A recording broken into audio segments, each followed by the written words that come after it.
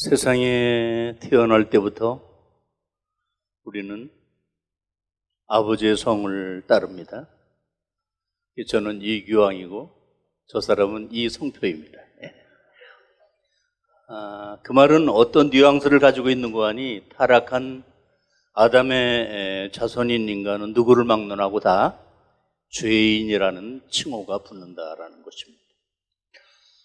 구원이 행복의 대명사라면 행복이 뭔가 구원의 결과다, 그렇게 정의할 수 있을 거예요.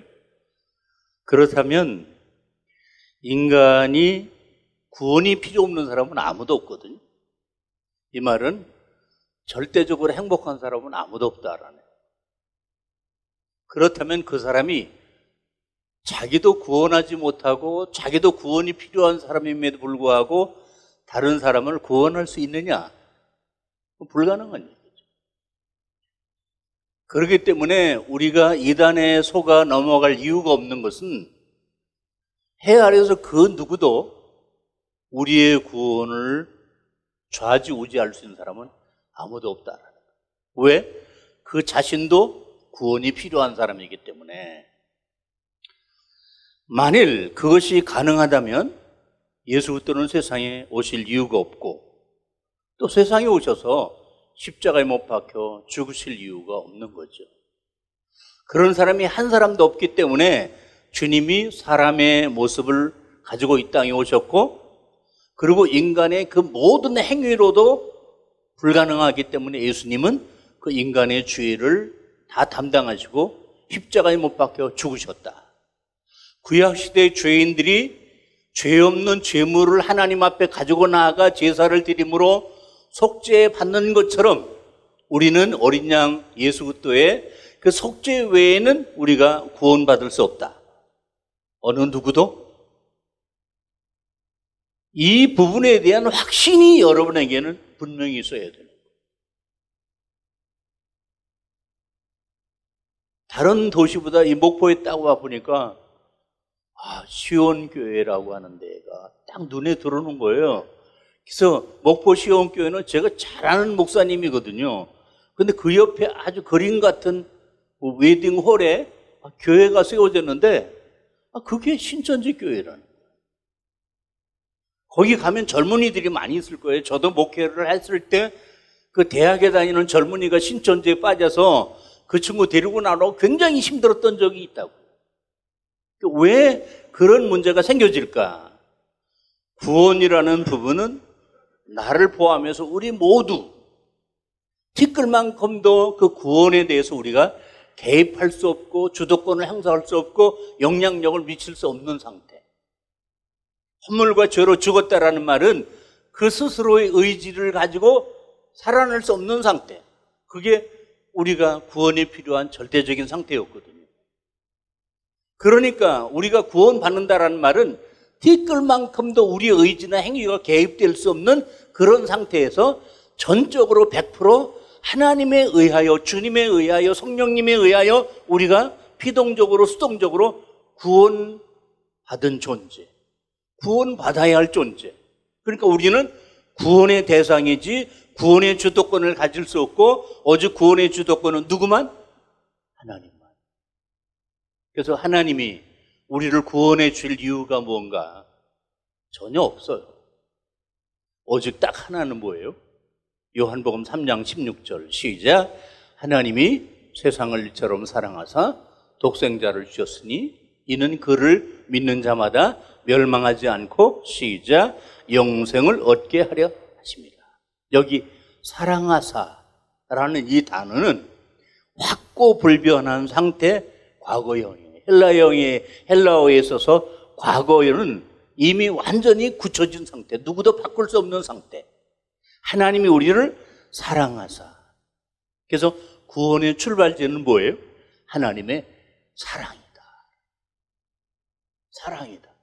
그 외에 세상의 모든 종교는 구원을 뭘로 얘기하고 있어요? 인간의 선행의 결과라고 생각하고 있어요.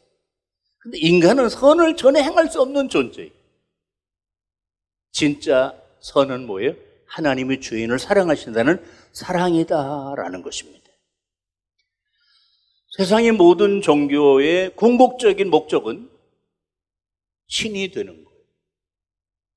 그래서 이단 교주를 보면 뭐예요? 그 사람은 신이라고 말한다. 근데 우리가 믿는 기독교는 하나님이 인간이 되신 종교. 완전히 정반대인 거예요.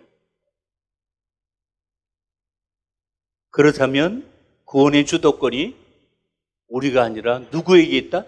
하나님에게 있다. 우리 모두 내가 교회를 나왔든지 내가 지금 구원을 받았든지 이 모든 것은 누구에 의하여? 하나님의 따뜻한 가슴 사랑에서부터 시작된 거다.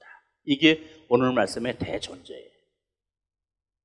그럼 오늘 말씀을 세 가지로 살펴보면 첫째, 빛으로 찾아오신 예수 그리스도입니다.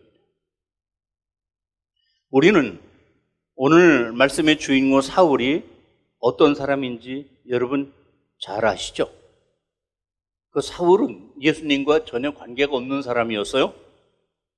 그럼에도 불구하고 예수님에 대해서 적대적이었고 뿐만 아니라 예수 믿는 사람들에 대해서는 아주 살기가 등등했고 그리고 교회에 대해서는 너무 정오적이었어요. 마치 현대인들과 비슷해요. 요즘 까닭없이 교회가 자기들에게 뭐 한 게 없는데도 불구하고 교회를 증오하는 거죠. 근데 이 사람은 그 증오가 끝난 게 아니라 그 사람에게 교회를 박해할 수 있을 만한 권한이 있었기 때문에 그런 위치에 있었기 때문에 그 권력을 최대한 이용해서 어떻게 했어요? 교회를 탄압했어요. 문을 닫게 했어요. 그와 더불어 예수 믿는 사람을 완전히 교회에서 쫓아냈어요. 그걸로 만족하지 않았어요. 우리가 잘 아는 것처럼 스데반 집사는 굉장히 유능한 집사예요. 여러분 사도행전 7장에서 스데반이 변론한 내용을 보면 아브라함 때부터 이 구원의 진리의 핵심을 관통하고 있어요. 그러니까 그 당시는 우리가 가지고 있는 성경처럼 성경이 자유롭게 들고 다니고 읽을 수 있는 시대가 아니라 뭐라고요? 양피지로 2마리로 한 권씩 한 권씩. 그러면 한 권을 이해한다는 것도 쉽지 않은데 창세기서부터 말라기까지 전체를 쭉 관통한다. 이거는 쉬운 일이 아니에요. 그러나 이 스데반의 그 변호를 보면 스데반은 성경에 아주 능통한 사람이다. 그런데 그 사람을 돌로 쳐서 무더기를 만드는 일에 앞장섰다. 그리고 양심의 가책을 느꼈나요? 후회했나요? 전혀 그런 거 없었어요. 어떻게? 그걸로 인해서 그의 마음속에는 더욱더 기독교인들에 대한 정오심이 활활 불타올랐어요. 오늘 사도행전 8장 1절 사울이 주의 제자들에 대하여 시작 여전히 위협과 살기가 등등하여 대제사장에 가서 여기 여전이라는 말은 헬라어로 아직 더욱더 그런 뜻이. 그러니까 스데반을 죽이고 예루살렘 교회를 문 닫은 것으로 끝난 게 아니라 어떻게 해요? 그것으로 다시 시작이 된 거예요. 여전히 더욱더. 그러면 그가 더욱더 한 일은 무엇일까요? 이야, 정말 이 기독교가 굉장히 독한 종교구나. 내가 끝까지 해볼 거야. 기독교인들이 도망가는 데까지 내가 쫓아가서 잡아드릴 거야. 그래서 그 당시 다마스커스라고 하는데 여기는 팔레스타인에 인접한 시리아. 이해가 되시죠? 인접한 시리아. 그것이 다마스커스. 그래서 거기까지 가서 왜? 예루살렘에서 쫓겨난 기독교인들이 그쪽에 많이 몰려있다라는 어떤 정보를 들은 것 같아요. 그래서 그쪽으로 이제 체포영장을 가지고 그리고 병정들을 이끌고 압송할 장비를 준비해 가지고 그곳으로 갔다. 9장 2절 다메섹 여러 회당에 가져갈 공문을 청하니 이는 만일 그 도를 따르는 사람들을 만나면 남녀를 막론하고 결박하여 시작 예루살렘으로 잡아오려 함이라. 여기 우리 번역은 만나면 그렇게 되니까 어쩌다가 만나는 그런 뉘앙스가 있잖아요. 그런데 이 헬라어의 이 만나면이라는 뜻은 우연이 아니라 찾아서 발견한다라는 뜻이에요. 그 우연히 만나는 게 아니라 의도적으로 어떻게든지 기독교인을 일부러 찾아서 만나면 압송해서 어디로? 예루살렘으로. 왜? 죽이려고. 그러면은 이 사울은 그렇게 할 수 있을까요? 없을까요? 그렇게 할 수 있는 사람. 왜? 이미 그렇게 했기 때문에. 그러니까 이 소식이 다마스커스에 있는 기독교인들에게 이미 알려졌을 거예요. 사울이 기독교인들을 박해하기 위해서 온대. 그리고 이 사울은 예루살렘 교회를 문을 닫게 한 사람이야. 그리고 많은 그리스도인들이 사울 때문에 집을 버리고 고향을 버리고 식구들을 버리고 이렇게 쫓겨나서 흩어졌대. 이 소문이 바닥에 이미 알려지고 있는데 그 장본인이 지금 어디로 온다? 다마스커스로 온다.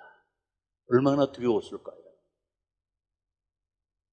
그 사울을 누가 막을 수 있겠어? 이미 그의 손에는 대제사장의 체포영장이 손에 들려져 있어. 아무도 막을 수 없는 거예요. 근데 막을 수 있는 분은 누구뿐이? 딱 이렇게 하면 금방 답이 나올 수 있었는데 누구뿐이? 하나님뿐이. 하나님뿐이. 하나님은 어떻게 하셨어요? 그때 하나님께서 비로소 역사하셨어요. 1859년 통계에 의하면 다메섹에는 15만 명의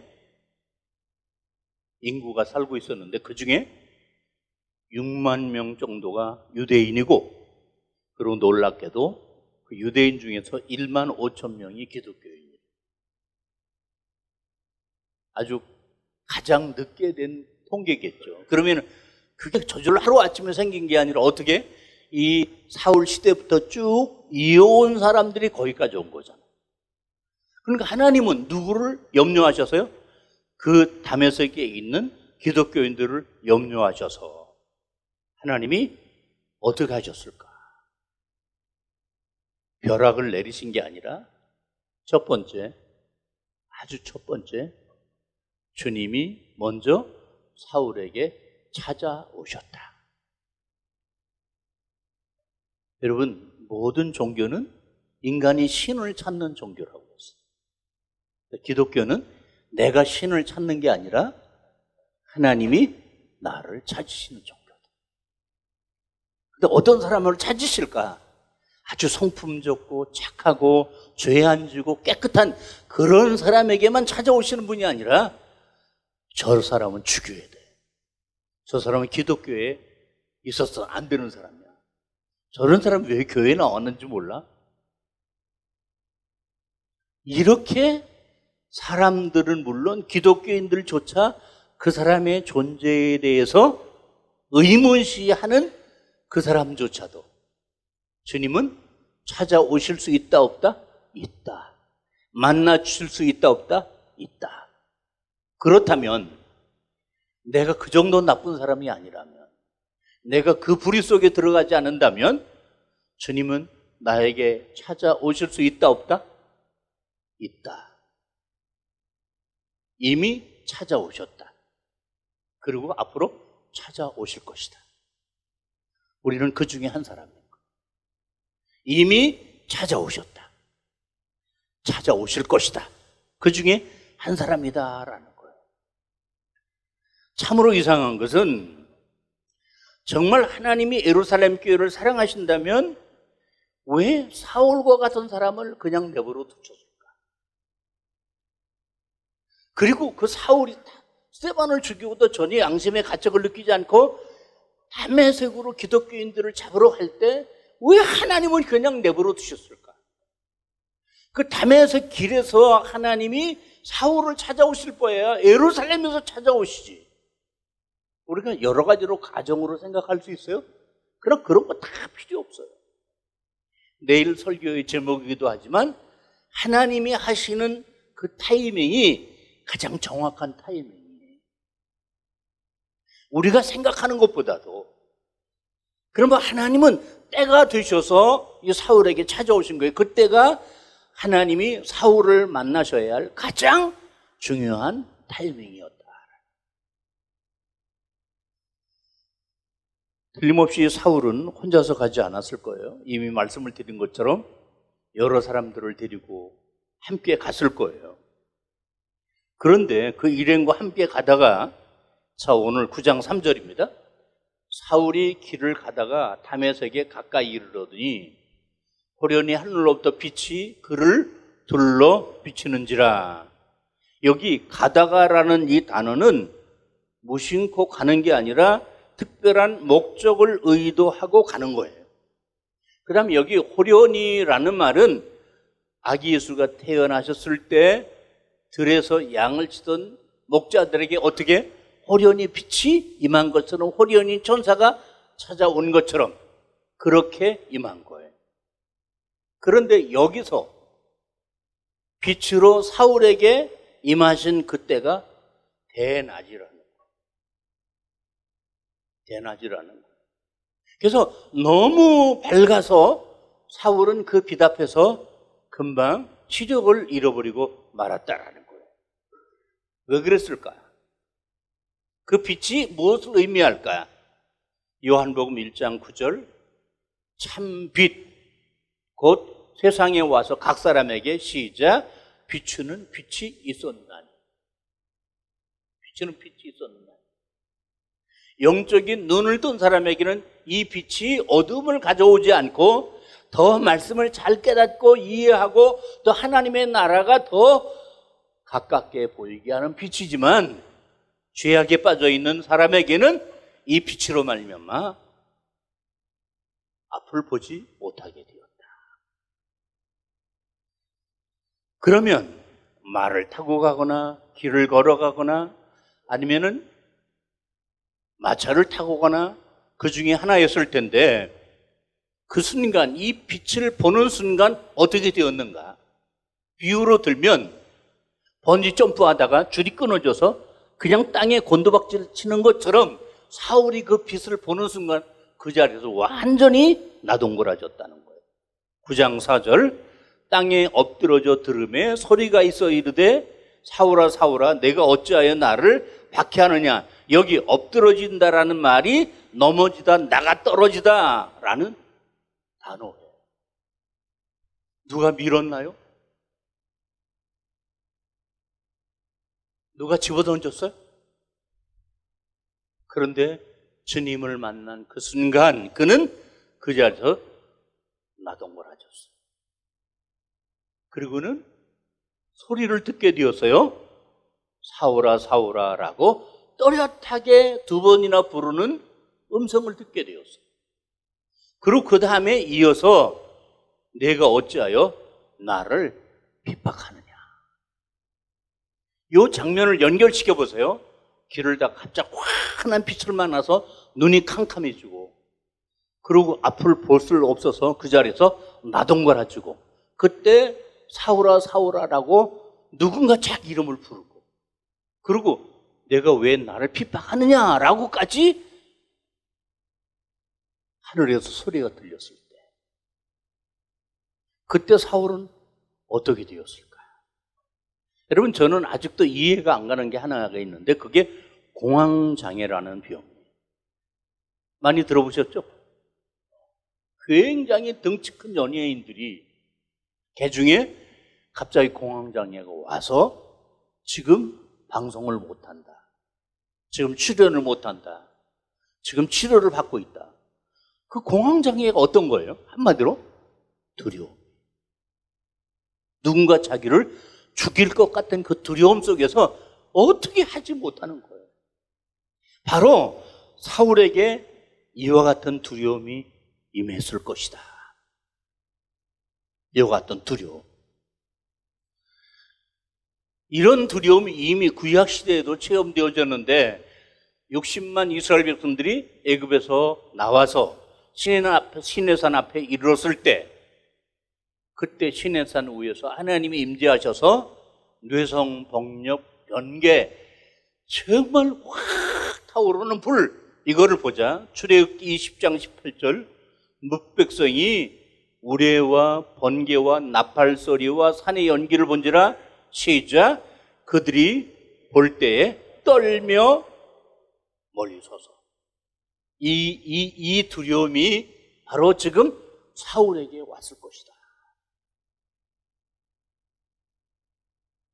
오늘 성경에 사울이 느낀 감정이 바로 이런 감정이라면 이제 이런 체험을 하고 나서 사울은 어떤 반응을 보였느냐, 이제 이 말씀이 여러분에게 드리고자 하는 저의 주제입니다. 자, 사도행전 9장 5절. 대답하되 주여 누구시니까 이르시되 나는 내가 박해하는 예수라. 영어 성경 시작. Who are you, Lord? Saul asked, I am Jesus whom you are persecuting. He replied. 나는 내가 핍박하는 예수다. 여러분, 사울이 언제 예수님을 핍박했습니까? 그는 예수님을 잘 몰라요. 예수 믿는 사람들이 싫은 거예요. 근데 주님은 그 사울에게 내가 핍박하는 예수다. 그럼 사울은 누구를 핍박했어요? 단지 예수 믿는 사람을 핍박한 거예요. 단지 교회를 박해한 거예요. 근데 그게 결과적으로 누구를 핍박하는 거라고요?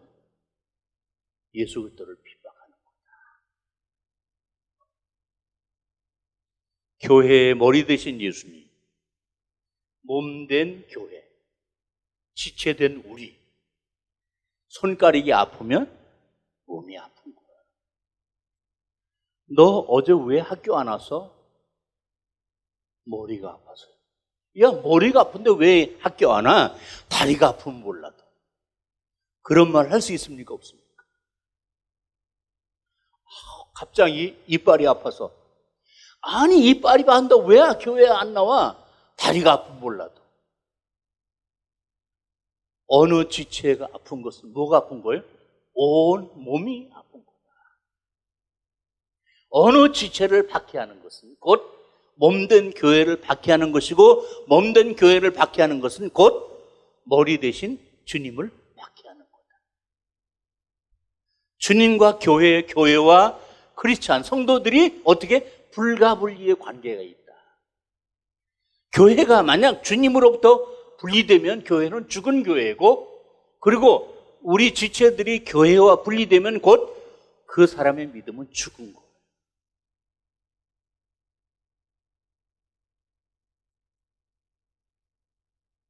이 말씀 앞에 사울은 순간적으로 무슨 생각을 했을까요? 야, 도대체 이분이 누구일까? 도대체 이분이 누구이길래 나에 대해서 이렇게 잘 알고 있는 것일까?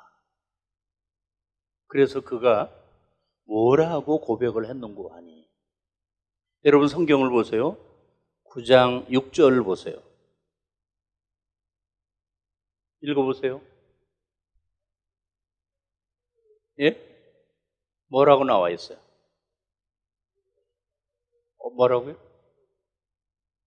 있어요, 없어요? 6절, 9장 6절.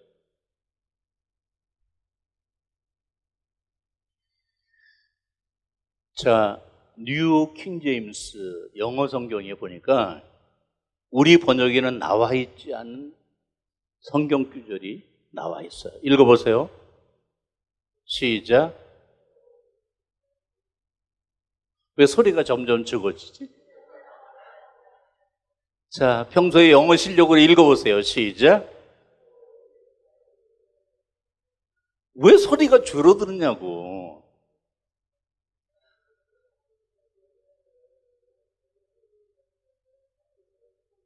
왜 나를 핍박하느냐 그랬더니 사울이 뭐라고 그랬어요?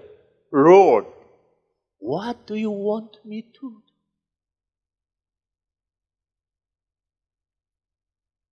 내가 무엇을 하기를 원하십니까? 첫 번째는 뭐라고 그랬어요? 주여, 당신은 누굽니까? 두 번째는 뭐라고 그랬어요? 내가 무엇을 하기를 원하십니까?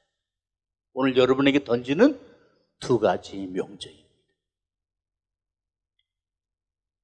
이 같은 사울의 고백은 사울에게만 있어서는 안 되는 것이고 나와 여러분 모두에게 있어야 할 고백이다. 우리 중에는 어려서부터 주일학교 아니면 어머니 못해서부터 교회를 다녔기 때문에 마치 무의식 중에도 의식 중에도 교회 얘기를 들었고 성경 얘기를 들어서 예수가 누구인지 하나님은 누구인지 기본적인 신앙의 실지는 많이 들었어요. 그래서 하나님은 누구냐 예수님은 누구냐 그러면 아무런 생각 없이 평소에 들은 것을 기억하고 하나님은 이런 분입니다 예수님은 이런 분입니다 라고 말하고 있지만 너 정말 하나님은 천지와 만물을 창조하신 창조주인 거 믿어? 너 정말 예수 또는 너를 위해서 십자가에 못 박혀 죽으신 분이라는 걸 정말 믿어? 내가 안 믿는다면 하나님의 천지를 창조하신 게 무슨 의미가 있어? 내가 안 믿는다면 예수님이 십자가에 못 박혀 죽으신 것이 무슨 의미가 있어? 중요한 것은 뭐야? 내가 그 하나님을 믿느냐? 내가 그 예수님을 믿느냐? 믿음의 문제다. 그 다음에 두 번째로 우리는 예수를 믿고 있어요. 어려서는 그냥 맹목적으로 다녔을지 모르지만 여기 대학부까지 왔다면 나름대로 많은 생각을 하고 많은 도전 속에서 갈등을 하면서 뭔가 여러분이 신앙이 어느 정도 정립이 되었을 거예요. 하나님은 어떤 분이라고 정리가 되었을 거예요. 예수님은 어떤 분이라고 정리가 되었을 거예요. 그러니까 요즘에 기독교에 대해서 그렇게 비난해도 여러분은 이 자리에 와 있는 건 뭐예요? 여러분은 여전히 하나님을 하나님으로 믿고 예수님을 예수님으로 믿고 있다라는 증거이죠. 제 말이 맞으면 아멘? 믿고 있다라는 증거예요. 그러면 정말 하나님이 하나님 되심을 믿고 예수님이 예수님 되심을 믿는다면 그 다음에 우리 속에는 두 번째, 나는 어떻게 살아야 되지? 나는 무엇을 위해서 살아야 되지? 하나님을 안 믿는 사람, 예수를 안 믿는 사람과 하나님을 믿고 예수님을 믿는다는 나는 무엇이 다르지? 옷의 컬러가 다릅니까? 음식의 종류가 다릅니까? 뭐가 다릅니까? 다 같습니다. 세상에 살다가. 근데 중요한 건 분명히 달라야 될 것이다. 달라야 될 것이다. 그게 바로 나는 어떻게 살아야 되는가? 하나님 앞에서, 주님 앞에서 나는 어떻게 살아야 되는가? 그 산다는 말 속에는 어떤 의미가 있어요? 나는 어떤 생각을 해야 되고, 나는 어떤 말을 해야 되고, 나는 어떤 행동을 해야 되고, 나는 어떤 가치관을 가져야 하고, 어떤 목표를 바라보며 무엇을 위해서 내가 최선을 다하는 삶을 살아야 되는가? 그게 어떻게 살아야 되는가라는 고민 아니겠어요? 그렇죠? 그게 따라와야 된다. 다른 사람은 몰라도 최소한 여러분이 대학부에 앉아 있다면, 이 교회에 나온 지 벌써 수년, 수십 년이 돼가고 있다면 여러분 속에는 이 질문에 대한 답이 여러분 나름대로 정리되어 있어요. 아니면 오늘 이 시간 사울처럼 주님 앞에 질문을 던져야 돼요. 저는 이렇게 살고 싶었습니다. 이렇게 살려고 합니다. 그러나 주님이 보실 때, 나를 세상에 태어나게 하시고 나를 구원하신 그 주님이 보실 때, 주님은 왜 나를 지으셨고 주님은 왜 나를 구원하셨습니까? 그럼 나는 어떻게 살아야 됩니까? 당신이 무엇을 원합니까? 바로 이 질문에 대한 답이 있어야 된다라는 것입니다. 첫째 질문이 뭐라고 그랬어요? Who are you, Lord? 두 번째 질문이 뭐라고 그랬어요? Lord, what do you want me to do? 이 질문.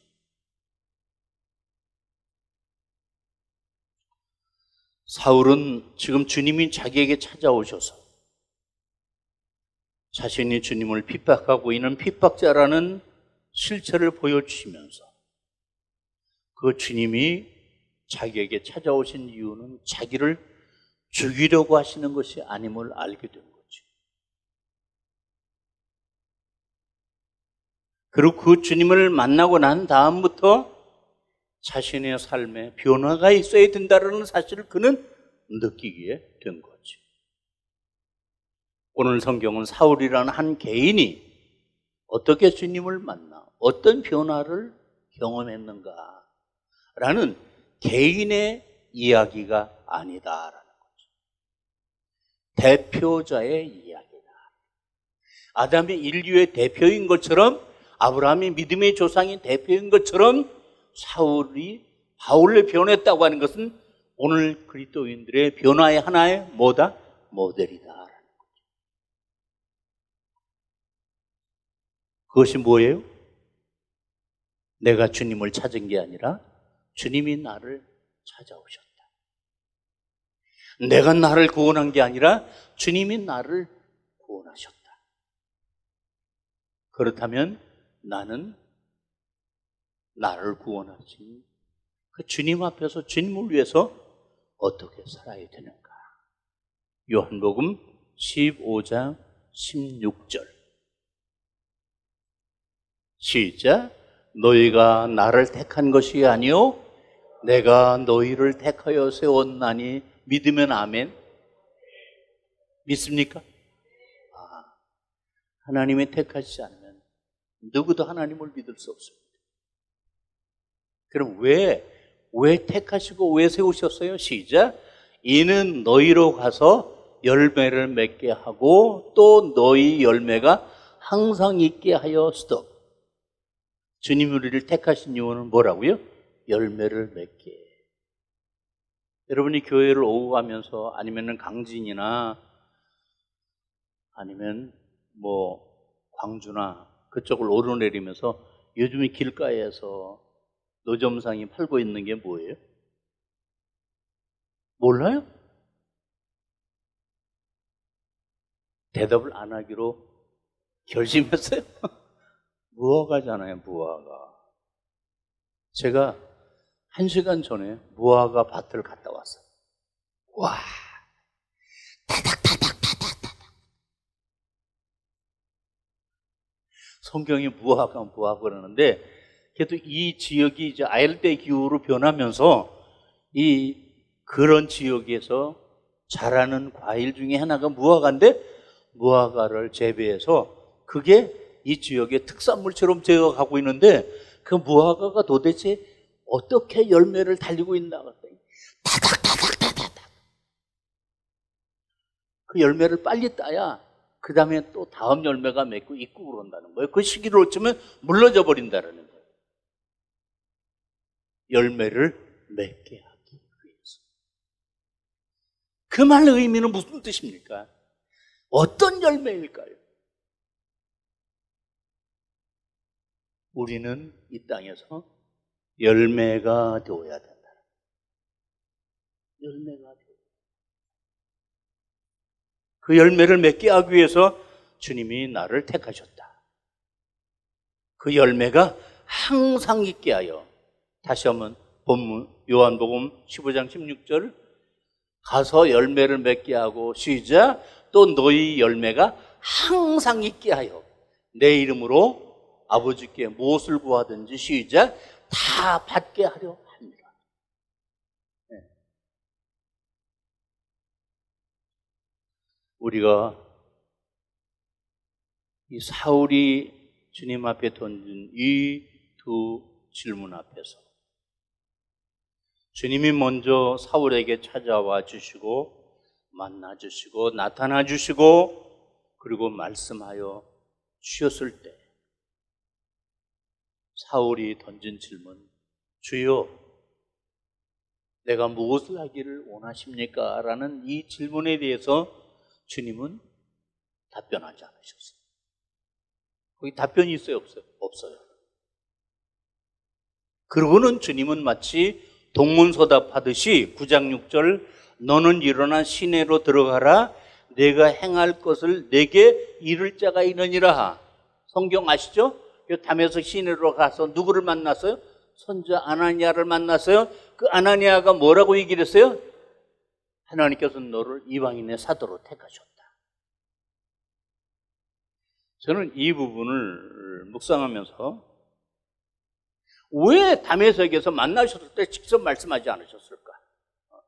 내가 너를 목사가 되기 위해서 택한 거야. 내가 너를 선교사가 되기 위해서 택한 거야. 내가 너를 대통령이 되기 위해서 택한 거야. 우리가 기도할 때 하나님께서 왜 그렇게 즉시 말씀하시지 않으시는가? 이 부분. 하나님이 이 사울에게 나타나신 이유는 그 한 사람의 구원을 목적으로 해서 나타나신 것이 아니라 이 사울을 구원하셔서 하나님의 역사를 이루시는 일에 무엇으로 쓰시려고? 일꾼으로 쓰시려고. 그러면 하나님의 사역의 일꾼이 된다고 하는 것은 누구에게 인정을 받아야 되냐면은 여러 사람들에게 그 사람이 어떻게 공인되어야 된다라는 거예요. 저 사람은 하나님이 택하신 사람이야. 저 사람은 하나님 앞에 사명을 받은 사람이야. 저 사람은 하나님께서 사랑하시는 사람이야. 이렇게 내가 일하고자 하는 그 대상자들에게 뭐를 받아야 된다? 신뢰를 받을 수 있어야 된다. 그러면 주변 사람들이 뭘 알아야 돼요? 하나님께서 저 사람을 부르시고 택하시고 하나님이 저 사람을 쓰신다고 하는 것을 주변 사람들이 어떻게 해야 돼요? 인정해야 돼요. 그 메시지가 하나님이 사울에게 1대1로 임하신 것이 아니라 제3자를 통해서 객관적으로 사울에게 말씀하신 거예요. 그러니까 이 말은 그거는 은밀한 계시가 아니라 어떻게 모든 사람들이 이제 알게 되는 거예요. 오, 그 핍박자 사울이 말이야 하나님을 만났대. 부활의 주님을 만났대. 근데 주님께서 그 사람을 부르신 거는 그 사람을 이방인들에게 복음 전하는 사도가 되게 하시려고 부르셨대. 그 누구의 말이에요? 사울의 말이 아니라 누구의 말이에요? 하나님으로부터 그 메시지를 들은 아나니아로부터 퍼진 소문이다라는 거죠. 그렇기 때문에 어떻게 됐을까요? 그때부터 사울은 공식적으로 주변 사람들에게 인정을 받는 뭐예요? 이방인 사도가 되는 거죠. 이 부분이 아주 중요해요. 이 부분이 중요해요. 구약시대에 유명한 다윗이 있어요. 성경을 보면 하나님은 다윗에게 직접 말씀하지 않았어요. 선지자 나단을 통해서 말씀하셨어요. 사울이 있어요. 사울에게 직접 말씀하지 않으셨어요. 선지자 사무엘을 통해서 말씀하셨어요. 그게 무슨 뜻이에요? 공적인 선언이다. 공적인 선언이다. 이 부분을 우리가 어떻게 적용할 수 있는고 하니 개인 구원은 주관적일 수 있습니다. 각 사람에게 하나님께서 확신을 주고 믿음을 주시고 근데 그 구원의 확신을 가지고 주를 위해서 살겠다라는 하나의 소명 이거는 객관적이다.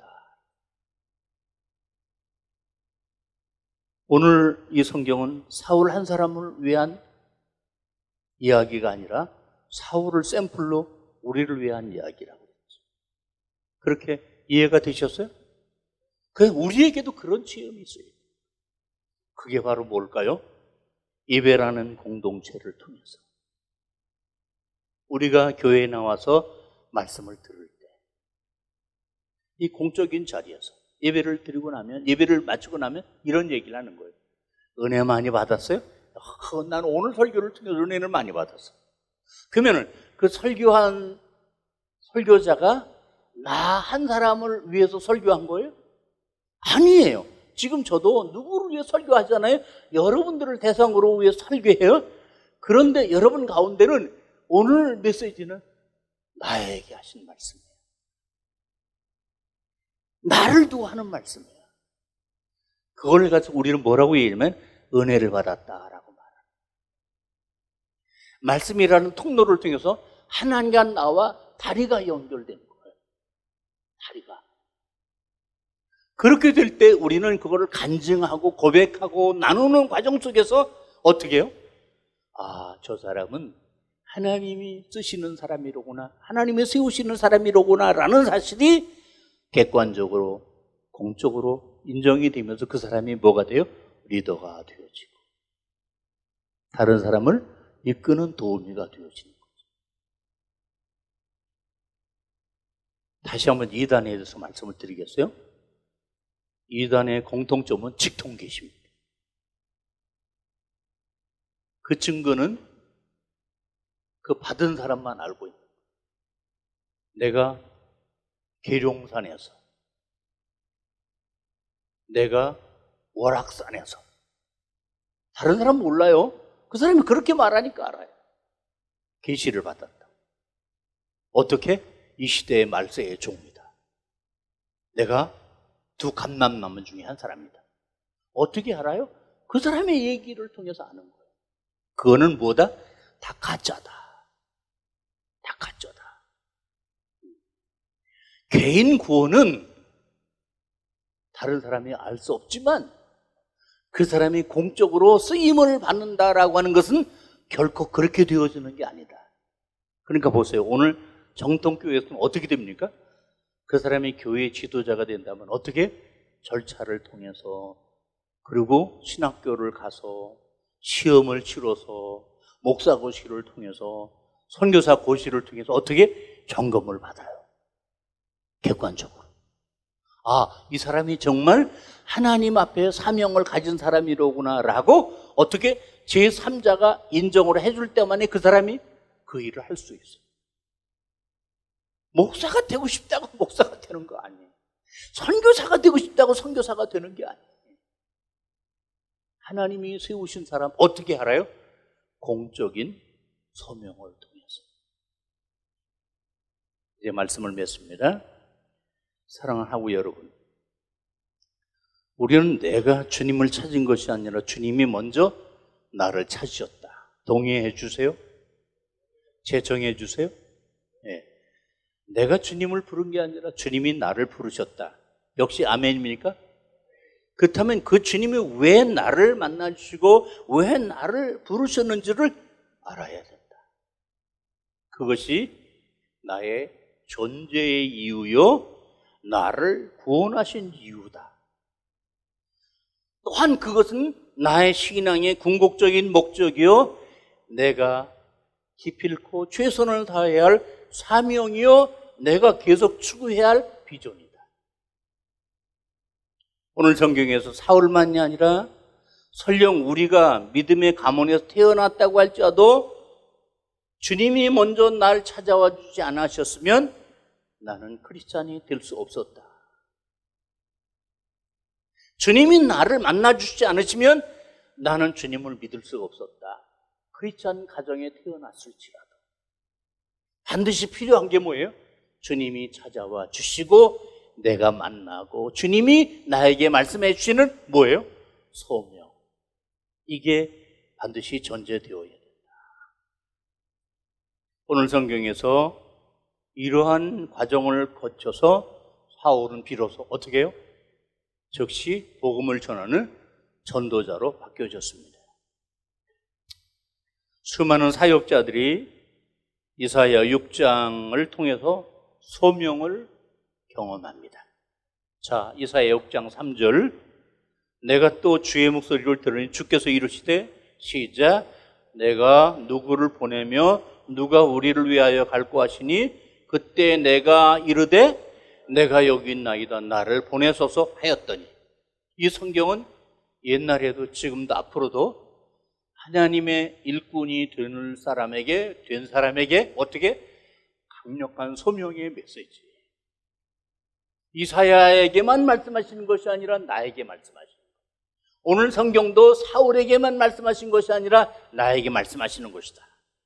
여러분이 그렇게 받아들이기를 바랍니다. 그렇게 믿기를 바랍니다. 그래서 오늘 설교 제목이 주님이 먼저해. 주님이 먼저해. 그러면 주님이 먼저라는 사실을 깨닫고 믿는 사람은 삶이 어떻게 바뀌어지는 거 아니? 그동안 나의 모든 존재요, 내가 공부하는 모든 궁극적인 목적은 결국 누구를 위한 것이었습니까? 나를 위한 것이었어요. 근데 이 사실을 깨닫고 나면 그 모든 것이 무엇을 위하여? 주님을 위하여. 누구를 위하여? 하나님을 위하여. 하나님의 영광을 위하여. 이러한 전제 앞에서 내가 그리로 가는 사람이 돼요. 그러면 이게 자유가 없다고 생각하는 거예요. 아니, 나는 이제 하나님의 도구가 되고 나는 이제 하나님의 로봇가 되었단 말인가? 그럼 내가 내 인생이 얼마나 건조할 건가? 얼마나 재미가 없을 건가? 이렇게 답답하게 생각하게 되어져요. 그런데 정말 그 길로 가는 사람은 뭐를 깨닫게 되는 거 하네. 아, 이 길이 옳은 길이었어. 이 길이 바른 길이었어. 이 길이 행복한 길이었어. 그러면서 비록 어려울지라도 순간순간마다 감사를 고백하게 되고 기쁨을 체험하게 되고 행복한 사람이라는 것을 늘 느끼게 되어지지. 여러분도 그런 삶을 살기를 원하시기를 바랍니다. 여러분의 행복을 위해서라도. 주님은 결코 여러분을 희생해서 주님이 영광을 받으시려고 하는 게 아니에요. 주님이 우리를 위해서, 우리를 구원하시기 위해서 세상에 오셨고 십자가에 못 박혀 죽으신 분이에요. 그분이 우리를 이용해서 뭘 하시는 분이 아니라 그분은 우리를 위해서 이용당하신 분. 그분께서 우리에게 뭘 하라, 뭘 하지 말라 라고 말씀하시는 그 모든 것들은 결과적으로 주님을 위해서가 아니라 누구를 위한 거예요? 우리를 위한 거예요. 믿고 그 길을 따르면 그 길이 최선인데 안 믿으면 그거는 내 삶의 자유를 억압하는 것이고 정말 인생을 재미없이 보내는 세상의 불신자들이 그리스도인들을 그렇게 보거든요.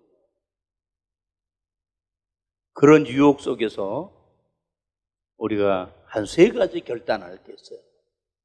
첫째, 내 안에는 이전에 가지고 있었던 못된 성품, 이를테면 분노, 시기, 혈기, 누구와 같은? 사울과 같은 그런 것들이 말씀의 소금에 의하여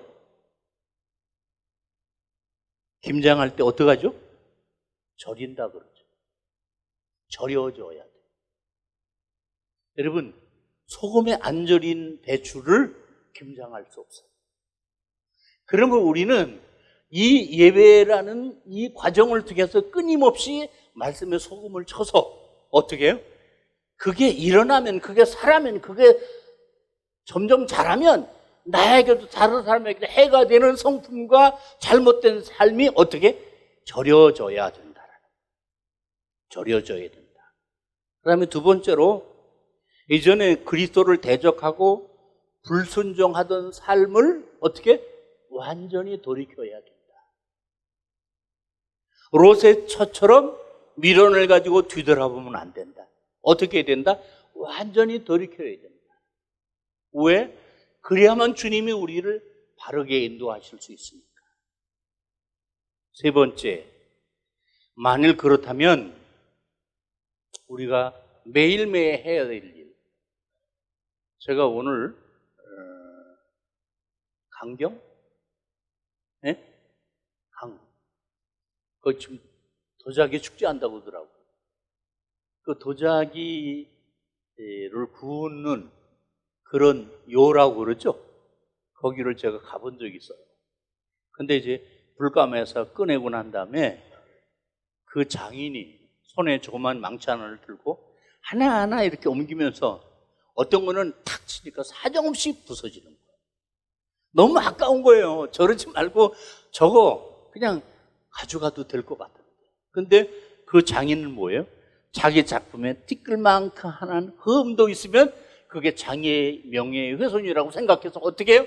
그렇게 공들여 만들고 그렇게 공들여서 불러 구워낸 그 자기를 사정없이 깨부숩니다. 그러니까 그 사람의 이름이 더 유명해지고 그 사람의 작품 가치가 더 높아진다. 무슨 비유인지 이해가 되시죠? 깨뜨려야 돼. 박살내야 돼. 이건 나를 금가게 하는 거고, 이거는 나를 점점 그리스도와 멀어지게 하는 거고, 그런 나의 생각, 언행이 어떻게? 생각날 때마다 십자가라는 망치로 박살을 내야 된다. 금욕이 아니에요? 성화예요. 성화. 이걸 우리에게 본보여 준 분이 사도 바울이. 오늘 말씀의 주인공 사도 바울, 고린도전서 9장 27절. 시작. 내가 내 몸을 쳐 복종하게 함은 내가 남에게 전파한 후에 자기가 도리어 버림이 될까 두려함이로다. 계속해서 시작. 형제들아, 내가 그리스도 예수 우리 주 안에서 가진 바 너희에게 대한 나의 자랑을 두고 단언하노니 시작. 나는 날마다 죽노라. 기독교는 사자굴 앞에서 한 번 죽는 순교가 아니에요. 기독교는 뭐예요? 매일매일 순교예요. 누구와의 싸움에서? 공산당과의 싸움과 이단과의 싸움이 아니라 누구와의 싸움에서? 나의 옛사람과 싸움에서 매일 순간마다 죽는 거예요. 주님은 우리의 죄를 위해서 십자가에 못 박혀 죽으신 후에 부활하셨어요. 기독교는 십자가의 고난으로 끝나는 종교가 아니라 뭐예요? 부활하는 종교예요. 죽어야 부활해요. 나를 죽여야 내가 그리스도 안에서 다시 새로워져요.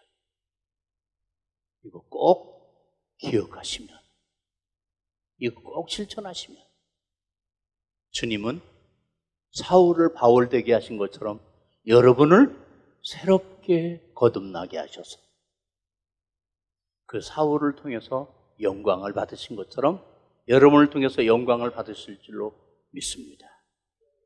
그렇게 살아가시기 바랍니다. 그렇게 다짐하시기를 바랍니다. 기도하겠습니다.